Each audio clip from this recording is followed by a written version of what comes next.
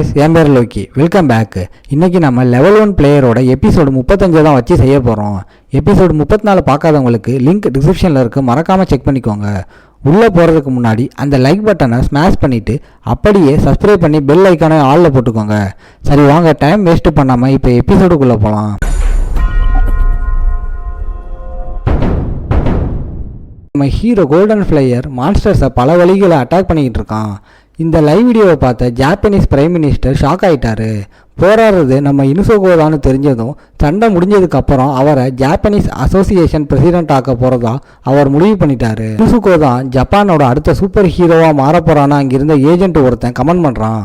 இந்த சான்ஸை நழுவ விடாமல் கவர்மெண்ட் ஆரம்பத்திலேருந்து இந்த பிளேயர்ஸுக்கு பக்கபலமாக இருந்ததை அனௌன்ஸ் பண்ண பிரைம் மினிஸ்டர் ஆர்டர் போடுறாரு. கொஞ்ச நேரத்திலே நம்ம ஹீரோ தனியாலா 10,000 ஃப்ளையிங் மான்ஸ்டர்ஸை தும்சம் பண்ணி முடிக்கிறான். இதனால் ஏகப்பட்ட ரிவார்ட்ஸ் கிடச்சி ஸ்டாட்ஸ் பயங்கரமாக இன்க்ரீஸ் ஆயிருச்சு. மான்ஸ்டரோட லீடர் தன்னோட மொத்த பவரையும் திரட்டி அட்டாக் பண்ண வந்தாலும் நம்ம ஹீரோவோட பவரை பார்த்துட்டு பயந்து பின்வாங்க முடிவு பண்ணுது. இந்த மான்ஸ்டர் தப்பிக்க பார்த்தாலும் நம்ம ஹீரோ தன்னோட ஃபுல் ஸ்பீடையும் யூஸ் பண்ணி அதை விரட்டுறான். டெலிபோர்டேஷன் பவரை வச்சு அந்த லீடர் மான்ஸ்டருக்கு தெரியாமலே ஒரு குத்து விடுறான். நம்ம ஹீரோ ஸ்வாட அந்த மான்ஸ்டரோட பவரை உறிஞ்சி ஒரு எக்ஸ்ப்ளோஷன் நடக்குது. அதுக்கப்புறம் இந்த வார் ஒரு வழியாக முடியுது. இதை ஒரு செகண்டு கூட விடாமல் கேமராவில் அந்த பையன் வீடியோ எடுத்துக்கிட்டு இருக்கான். இந்த மான்ஸ்டர் செத்து உழுவுது. நம்ம ஹீரோ மூச்சு வாங்கிட்டு நின்றுட்டு இருக்கான். லைவ் சாட்டில் இருக்கிற மக்கள் எல்லாம் ஜப்பானை காப்பாற்றின அந்த ஹீரோஸ் யாருன்னு உற்சாகமாக கேட்டுக்கிட்டு இருக்காங்க. கேமராமேன் கமுரா லைவ் ஸ்ட்ரீமை முடிக்க இனுசுகோ அவனோட வேலையை பாராட்டுறான். ஹீரோ அந்த மான்ஸ்டர் கிட்ட இருந்து ரிவார்ட்ஸை எடுக்க போகிறான். அங்கே ஒரு மாசான ஃப்ளையிங் க்ளோ கிடைக்கிது. அது நம்ம ஹீரோவுக்கு ரொம்ப பிடிச்சிருக்கு. ஆனால் கிடைச்ச அந்த ஸ்கில் புக்கை பார்த்தப்போ இன்னும் லெஜெண்டரி ரேங்கை அடையிலேன்னு நம்ம ஹீரோ நோட் பண்ணுறான். அப்போ இனுசுகோவும் கமுராவும் நம்ம ஹீரோவை நோக்கி வராங்க. அதுக்கப்புறம் ஹெலிகாப்டரில் வந்த ஜப்பான் ஹையர் அஃபீஷியல்ஸ் நம்ம ஹீரோவை ஜப்பானை காப்பாற்றின ஹீரோன்னு பாராட்டுறாரு. ஆனால் நம்ம ஹீரோ ரொம்ப புத்திசாலித்தனமாக இனுசுகோவை தான் நீங்கள் பாராட்டணும்னு சொல்கிறான்.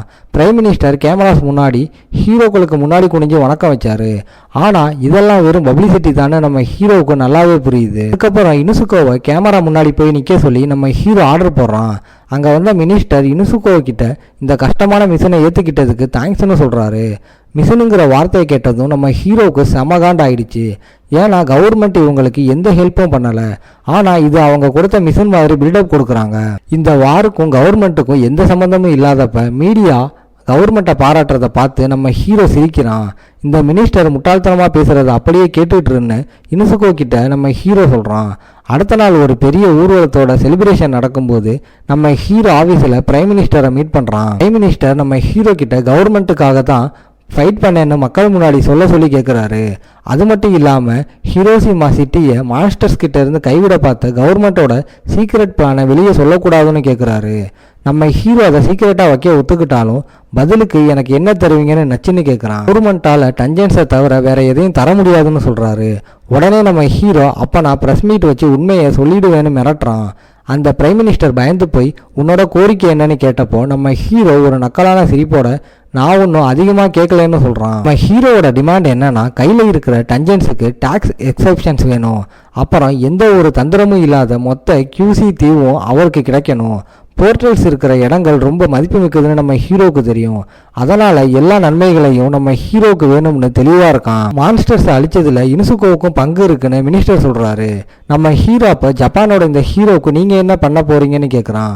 மினிஸ்டர் அவரை அசோசியேஷன் பிரசிடென்ட் ஆக்க போகிறதா சொன்னப்போ நம்ம ஹீரோ அதையும் தாண்டி இனுசுகோவை மினிஸ்டர் ஆஃப் டைமென்ஷனல் போர்ட்டல்ஸ் ஆக்கணும்னு ஒரு பெரிய கோரிக்கையை வைக்கிறான். சொன்னது மினிஸ்டர் நடுங்க ஆரம்பிச்சிட்டாரு. ஏன்னா இந்த மாதிரி முடிவுகளை அவரால் தனியாக எடுக்க முடியாது. ஆனால் நம்ம ஹீரோவுக்கு தெரியும் அந்த மினிஸ்டர் எப்படியாவது ஒரு வழியை கண்டுபிடிச்சி இதை செஞ்சு முடிப்பாருன்னு. ஃபைட்டு முடிஞ்சு நம்ம ஹீரோ கொரியாவுக்கு திரும்பினப்போ அங்கே ஒரு பெரிய ரிப்போர்ட்டர் கூட்டமே வெயிட் பண்ணிக்கிட்டு இருக்கிறத பார்த்து நம்ம ஹீரோ ஷாக் ஆகுறான். ரிப்போர்ட்டர்ஸ் கிட்ட இருந்து தப்பிக்க நம்ம ஹீரோ மாறுவேஷம் போடுறான். ஆனால் அது பெருசாக வேலை செய்யலை. அப்போ 2 பிரசிடென்ட் கேண்டிடேட் வந்து நம்ம ஹீரோவோட ஜப்பான் வெற்றியை பாராட்டுறதை பார்க்குறான். அந்த பொலிட்டீஷியன்ஸுகளுக்கு எந்த முக்கியத்துவமும் கொடுக்கக்கூடாதுன்னு நினச்ச நம்ம ஹீரோ எந்த பில்டப்பும் இல்லாமல் சைலண்டாக அங்கேருந்து கிளம்புறான். அந்த பொலிட்டீஷியன் ஓனாங்க கிட்டேருந்து தப்பிக்க ஹெல்ப் பண்ணதுக்காக நம்ம ஹீரோ சின்வுனுக்கு தேங்க்ஸ் சொல்கிறான். நம்ம ஹீரோ சோசோவுக்கு எதிரான சண்டையை பற்றி பேச அந்த பிஸ்டல் கேர்ள் நீ ஏன் எப்போ பார்த்தாலும் பிரச்சனையை தேடி போகிறேன்னு கேட்க, சின்வுன் தன் மேலே காட்டுற இந்த அக்கறையை பார்க்கும்போது நம்ம ஹீரோவுக்கு தன்னோட சொந்த ஃபேமிலியே தன் மேலே காட்டுற அன்பு மாதிரி ஃபீல் ஆகுது. சின்வுன் தன் மேலே இவ்வளவு அக்கறையாக இருக்கிறத பார்த்து நம்ம ஹீரோ ஹாப்பி ஆகுறான். கில்டுக்கு திரும்பின மாஸ்டர் காங் ஏகப்பட்ட இன்வெஸ்டர்ஸ் வாய்ப்பு கொடுக்கறதா சொல்கிறாரு. ஆனால் நம்ம ஹீரோ அது எல்லாத்தையும் ரிஜெக்ட் பண்ண சொல்கிறான். அதே சமயம் வேர்ல்டு முழுக்க இருக்கிற பிளேயர்ஸ் நம்ம கில்டில் சேர ஆசைப்படுறாங்கன்னு காங் சொல்கிறாரு. ஃபாரினில் கில்டு பிரான்ச்சஸை ஆரம்பிக்கிறது தான் நம்ம ஹீரோவோட பிளான். அதனால் வர பிளேயர்ஸ் எல்லாரையும் சேர்த்துக்க சொல்கிறான். சைனா எப்படி கில்டில் இவ்வளோ பணம் இன்வெஸ்ட் பண்ணுதுன்னு அமெரிக்கா பொலிட்டீஷியன்ஸோட புரிஞ்சிக்கவே முடியலை. அவங்க சைனாவோட நம்பர் 1 பிளேயரான பாபுன் ஷோ பற்றி பேசிக்கிறாங்க. பாபுன் ஷோக்கு வந்தப்போ நம்ம ஹீரோ ஃபேமிலியை கொலை பண்ண நடந்த முயற்சிக்கு அதிகாரப்பூர்வமாக மன்னிப்பு கேட்டான். அது மட்டும் இல்லாமல் 30 ட்ரில்லியன் ஸ்டோன் டாலர்ஸை கில்டில் இன்வெஸ்ட் பண்ணான். இதனால் பயந்து போன அமெரிக்க பிரசிடென்ட்டு நம்ம ஹீரோக்காக 100 ட்ரில்லியனை ரிலீஸ் பண்ண ஆர்டர் போட்டிருக்காரு. அமெரிக்காவோட அம்பாசிடர் நம்ம ஹீரோவை மீட் பண்ணி இந்த அமௌண்ட்டை கொடுக்க வந்தப்ப நம்ம ஹீரோ ஷாக் ஆகுறான். ஆனால் அமெரிக்கன் சும்மா எதையும் செய்ய மாட்டாங்கன்னு தெரிஞ்ச நம்ம ஹீரோ பதிலுக்கு நான் என்ன பண்ணணும்னு கேட்குறான். நம்ம ஹீரோ முடிஞ்ச வரை அமெரிக்காவில் தங்கி இருக்கணுன்றது தான் அந்த அம்பாசிடரோட கோரிக்கை. ஆனால் நம்ம ஹீரோவுக்கு அங்கேயே செட்டில் ஆக இஷ்டம் இல்லை. உடனே அந்த அம்பாசிடர் சாரான்ற ஒரு ஸ்பெஷல் பிளேயரை இன்ட்ரடியூஸ் பண்ணுறாரு. அவங்க ஒரு கண்ணிமைக்கிற நேரத்தில் நம்ம ஹீரோவை 2 கண்ட்ரிக்கும் நடுவில் ட்ராவல் பண்ண வைக்க முடியும்.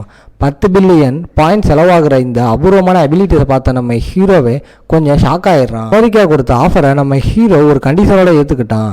பணத்துக்கு பதிலாக ஸ்கில் புக்ஸ் மூலமாக செட்டில் பண்ணணும். அதே சமயம் அமெரிக்கா இந்த இன்வெஸ்ட்மெண்ட்டை திரும்ப கேட்கக்கூடாதுன்னு கராராக சொல்லிடுறான்.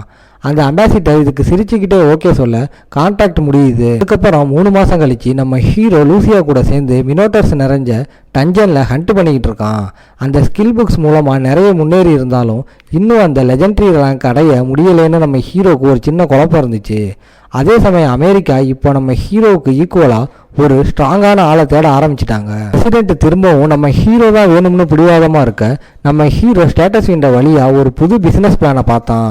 இன்ஸ்டன்ட் நூடுல்ஸ் சேலுக்கு வைக்கலாம்னு நம்ம ஹீரோ முடிவு பண்ணுறான். நூடுல்ஸை மட்டும் விற்றா போதாது, அதை சூடு பண்ண மைக்ரோவேவ் விற்கணும்னு லூசி ஐடியா கொடுக்குறா.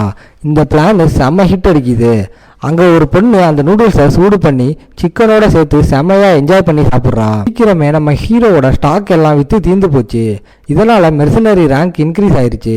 இந்த மெர்சனரி லைஃப்பில் இன்வெஸ்ட் பண்ணால் லெஜெண்டரி ஐட்டம்ஸ்லாம் ஈஸியாக வாங்கலாம்னு லூசியா ஒரு சூப்பர் ஐடியா கொடுக்குறா. நம்ம ஹீரோ செம்ம உற்சாகமாக ஃபஸ்ட்டு மெர்சனரி கான்ட்ராக்டை எடுத்துக்கிட்டு பேய்ங்க நிறைஞ்ச ஒரு ரைடுக்கு கிளம்புறான். அங்கே தலையில் கிரீடம் வச்சுக்கிட்டு சின்ன பொண்ணு மாதிரி நடிக்க ட்ரை பண்ணுற ஒரு பொண்ணு வந்து அவளோட கேஸில் பாதுகாக்கும்படி நம்ம ஹீரோ கிட்ட ஹெல்ப் கேட்குறா. உள்ள என்ட்ரி கொடுத்த நம்ம ஹீரோ அசால்ட்டாக 300 ஸ்ட்ரேஞ்சான மான்ஸ்டர்ஸை அடித்து தும்சம் பண்ணிட்டான். நம்ம ஹீரோவோட பவரை பார்த்த அந்த கிளையண்ட்டு மான்ஸ்டர் கிட்ட இருந்து கிடைச்ச எல்லா ரிவார்ட்ஸையும் நம்ம ஹீரோக்கே கொடுத்துட்டு தயவு செஞ்சு இங்கேயே இருந்து காப்பாற்றுங்கன்னு கெஞ்சிரா. நம்ம ஹீரோக்கும் அதுக்கு ஓகே சொல்கிறான். ஆனால் நிலைமை மோசமாக இருக்கிறவங்கள நாம் யூஸ் பண்ணுறோமோன்னு அவனுக்கு லேசாக ஒரு ஃபீல் ஆச்சு. அப்போன்னு பார்த்து இன்னும் ஏகப்பட்ட மான்ஸ்டர்ஸ் அங்கே முளைக்க ஆரம்பிச்சிருச்சு. நம்ம ஹீரோ அவங்க எல்லாரையும் வெளுத்து வாங்கினாலும் இந்த வாட்டி மான்ஸ்டர்ஸோட டிஃபென்ஸ் கொஞ்சம் அதிகமாக இருக்கிறத நோட் பண்ணுறான். மான்ஸ்டர்ஸ் எவ்வளவு ஸ்ட்ராங்காக இருந்தாலும் அவங்க ஒவ்வொருத்தரையும் சும்மா விட மாட்டேன்னு நம்ம ஹீரோ செம பிடிவாதமாக இருக்கான். சண்டை முடிஞ்சு நம்ம ஹீரோ ஜெயிச்சதும் அந்த ஊர் மக்கள் எல்லாரும் தெருவில் இறங்கி செம்மையாக செலிப்ரேட் பண்ணுறாங்க. ஆனால் நம்ம ஹீரோவுக்கு இந்த லெவலில் பெருசாக திருப்தி தரல. அந்த பொண்ணு வந்து நம்ம ஹீரோவுக்கு தேங்க்ஸ் சொல்லப்போ அவளை பார்க்கும்போது லூசியாவை ஃபஸ்ட்டு வாட்டி மீட் பண்ணப்போ எப்படி இருந்தாலோ அதே மாதிரி ஒரு ஃபீல் நம்ம ஹீரோவுக்கு வருது. சம்பளத்தை வாங்கிட்டு அந்த பொண்ணுக்கிட்ட ஒரு நல்ல ஃப்ரெண்ட்ஷிப்பை கிரியேட் பண்ணிவிட்டு நம்ம ஹீரோ அங்கேருந்து கிளம்புறான். திரும்ப வந்தப்போ அவனுக்கு கிரெடிட் ரேட்டிங் பற்றின ஒரு நோட்டிஃபிகேஷன் வந்ததை பார்த்து செம ஷாக் ஆகுறான். உடனே லூசியா கிட்ட போய் இது என்னதுன்னு கேட்க இது ஒரு டைப்பான யூசர் ரேட்டிங் சிஸ்டம் மாதிரின்னு அவள் எக்ஸ்பிளைன் பண்ணுறா. ஹை ரேங்கிங் பிளேயர்ஸ் கிட்ட இருந்து பெரிய கான்ட்ராக்ட்ஸ் வாங்கணும்னா இந்த மெர்சனரி வேலையில் இன்னும் ஹார்ட் ஒர்க் பண்ணணும்னு நம்ம ஹீரோ முடிவு பண்ணுறான். அப்போ சடன்லி காஸ்பிட் அப்படிங்கிற ஒருத்தங்கிட்ட இருந்து புதுசாக ஒரு ரெக்வஸ்ட் வந்துச்சு. அந்த பேரை எங்கேயோ கேள்விப்பட்ட மாதிரி இருக்கேன்னு நினச்ச நம்ம ஹீரோ அவனோட ப்ரொஃபைலை செக் பண்ணி பார்த்தப்போ தான் அவன் ஒரு பெரிய பையர் அப்படிங்கிற உண்மையை நம்ம ஹீரோ கண்டுபிடிக்கிறான். இந்த காஸ்பிட் எப்பவுமே வாங்கின ஐட்டமை பற்றி ஏதாவது குறை சொல்லிக்கிட்டே இருப்பான். அடிக்கடி பணத்தை திரும்ப கேட்பான். ஆனால் அவன் ஒரு ஃபேமஸ் ரேங்க் இல்லைன்னா அதை விட பெரிய லெவலில் இருக்கிற ஆளாக இருக்கலாம்னு நம்ம ஹீரோ கணிக்கிறான். நம்ம ஹீரோக்கு இந்த தயக்கத்தை பார்த்துட்டு லூசியா உடனே ஒரு சிஸ்டம் ரூல்ஸை ஞாபகப்படுத்துகிறா. எந்த ஒரு கஸ்டமராலையும் கான்ட்ராக்ட் பண்ணிக்கிட்டா மெர்சனரியை எந்த வகையிலும் காயப்படுத்த முடியாதுன்னு சொல்லி நம்ம ஹீரோக்கு தைரியம் கொடுக்குறா. ஈஸியாக சொன்னதை கேட்டு நம்ம ஹீரோ அந்த கான்ட்ராக்டை கெத்தா ஏற்றுக்கிட்டு நேராக ஒரு கேசிலுக்கு என்ட்ரி கொடுக்குறான். உள்ளே பார்த்தா சண்டை நடக்கிறதுக்கான எந்த அறிகுறியும் இல்லை, எல்லாம் ரொம்ப சைலண்ட்டாக இருக்குது. அப்போ சடன்லி ஒரு டீமன் கேர்ள் அங்கே வந்து நம்ம ஹீரோவை செம்ம ரெஸ்பெக்டாக வெல்கம் பண்ணுறா. சண்டைக்கு கூப்பிடுவான்னு பார்த்தா உங்ககிட்ட நான் சில சின்ன விஷயங்களை கேட்கணும்னு சொல்கிறா. இதோட இந்த சீசன் முடியுது. அவ்வளவுதான் காய்ஸ். இந்த மேன்வா சீரிஸ் உங்களுக்கு கண்டிப்பாக பிடிச்சிருக்குன்னு நம்புகிறேன். வீடியோ பிடிச்சிருந்தா மறக்காமல் ஒரு லைக்கை தட்டி விட்டு உங்கள் ஃப்ரெண்ட்ஸுக்கும் ஷேர் பண்ணுங்கள். அப்படியே இந்த ஸ்டோரி எப்படி இருந்துச்சுன்னு மறக்காமல் கீழே கமெண்ட் பண்ணுங்கள். அப்படியே நம்ம சேனலை சப்ஸ்கிரைப் பண்ணிவிடுங்க. நான் உங்களை அடுத்த வெறித்தனமான மேன்வா சீரிஸில் வந்து சந்திக்கிறேன். Bye guys.